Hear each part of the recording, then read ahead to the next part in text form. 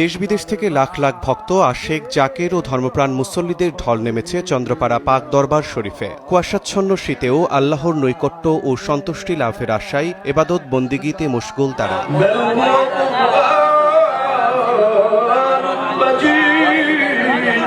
চন্দ্রপাড়া দরবার শরীফের প্রতিষ্ঠাতা পীর জামানার মুজাদ্দেদ হযরত মাওলানা শাহ সুফি সৈয়দ আবুল ফজল সুলতান আহমদ চন্দ্রপুরী নকশবন্দি মুজাদ্দেদি রহমতুল্লাহ পীরের বেসালাত উপলক্ষে অনুষ্ঠিত ওরসের আগের দিন থেকেই দরবার শরীফে আসতে থাকেন ভক্তরা। মঙ্গলবার বাদ জোহর থেকে পবিত্র কোরআন মজিদ তেলাওয়াত, মিলাদুন্নবী, জিকির আজকার ও শরীয়ত তরিকত সম্পর্কিত ওয়াজ মাহফিল অনুষ্ঠিত হয়। দরবার শরীফে উলামায়ে কেরামগণ ওয়াজ নসিহত করেন।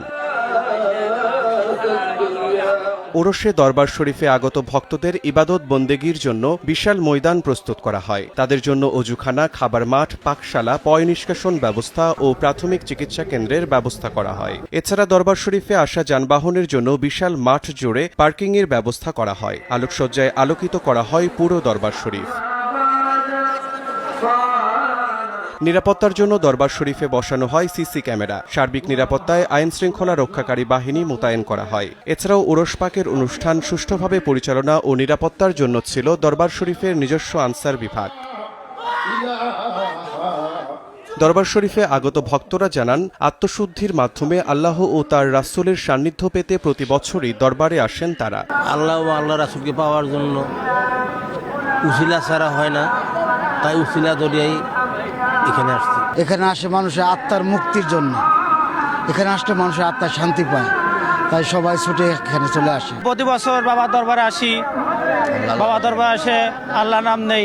সকল মুসলমান উম্মাহ আমাদের নৈকট্য লাভ করার জন্য এখানে আসি এবং এখানে এসে আমরা শান্তি পাই। এই দরবারে আইলে সবকিছু আদব কায়দা সবকিছু ভালো লাগে।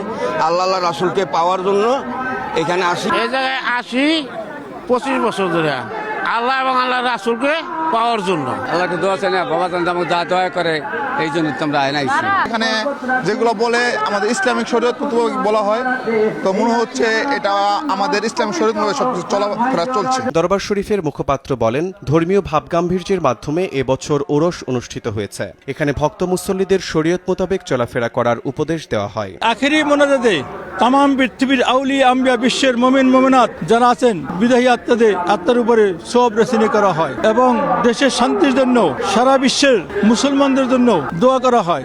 আমাদের মুরিদের প্রতি আদেশ আমার মহান মুর্শিদের, শরীয়ত বিরোধী কোনো কাজ করা যাবে না।